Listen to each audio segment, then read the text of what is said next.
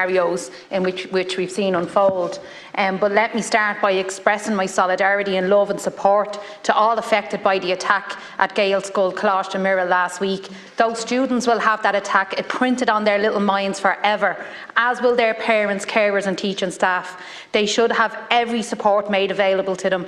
Although I wasn't as young as them when I witnessed my first knife attack, I know that the mark it leaves inside your body and inside your heart. None of them have left my mind since Thursday. Watching what unfolded afterwards also had a profound impact on my spiritual and even physical self in terms of the historical trauma that lives in my body from seeing those who live on the fringes turn on each other and minority communities. If only they knew they were just as screwed over by the system and even less powerless.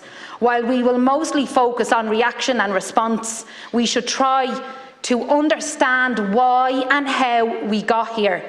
In reflecting on this question myself in recent days, I time and time again am struck by the role that those with political influence and power play in creating the conditions that lead to disorder we witnessed on last Thursday. Do you accept accountability, or do you wish to distract from it by calling for more boots on the ground?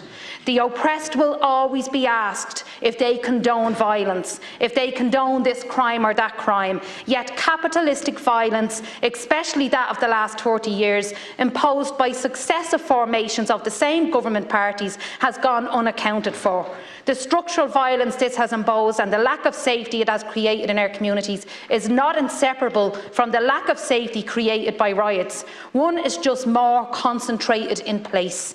Why don't we respond with the same passion and outrage when it comes to the housing crisis, the health crisis, the education crisis, the poverty crisis? In looking at other policies where I see is violent, austerity, violent, not safe. Children being raised in hotels, violent, not safe. Direct provision, violent, not safe. Our drug laws, violent, not safe. The state oppression of travellers, violent, not safe. Underfunding of mental health, violent, not safe. Prison, violent, not safe. The guards not answering calls to domestic violence victims, violent, not safe. Treatment of single mothers and austerity policies that crippled them, violent, not safe. The referendum in 2004 on citizenship, violent, not safe. Poverty amongst their citizens with a disability, violent, not safe. Failure to those in state care and aftercare, violent, not safe. Homelessness, violent, not safe.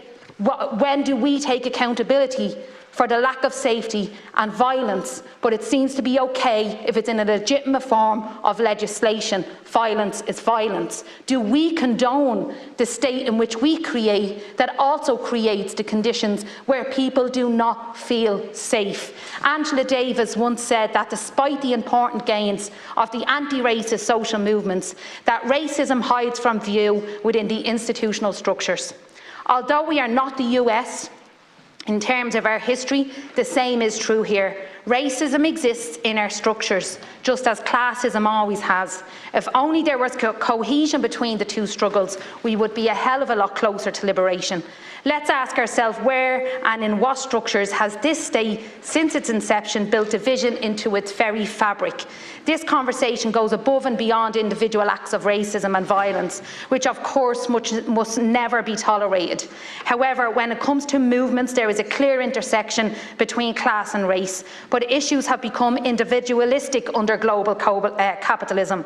This leaves a hole for those who hold supremacist views to undermine every community in this country. And when it's not migrants they'll focus on, it will be the LGBT community, it will be women, and each and every time the state fails as citizens, we hand more of our young men over to those malice actors. This state, in equal collaboration with its citizens, needs to accept and evaluate the historical conditions which motivate the present. There are many people who don't condone the riots, but who feel very disenfranchised and excluded from living a good life. They may not be on the streets, but they are there judging this government and those before this government for their failures. They are part of this conversation too. Some of Foucault's work looks at the objectivization of what he calls subject. the person being divided in themselves or divided from others, such as the sane, the insane, the rich, the poor, the criminal, the good bias. These divisions are cemented in policy and structure and in the language of scumbags and thugs, Minister. We must work to understand violence in and of itself, but instead yesterday in the Chamber, one senator said they should be convicted. But who is they and who are they? Instead of asking why is where we are at and how can we create a better society, the senator wants to just jail them. And to what end? When has prison ever solved violence? According to Danielle Serra, the Director of Common Justice, a restorative justice programme in New York, there are 4 core drivers of violence.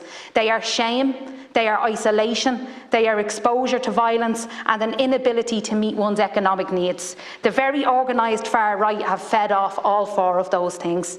Experiencing violence along with feelings of shame, humiliation, exploitation and oppression is a driver of violence. And we all want to end violence, we all want safety, but for some reason we refuse to look at its causes. The best way to stem the reach and furthering of the agenda of fascists is by creating a fairer society and equal conditions for all. John Paul Sartre once said, "Violence is good for those who have nothing to lose." Instead today, I ask this House to consider, why do people feel that they have nothing to lose?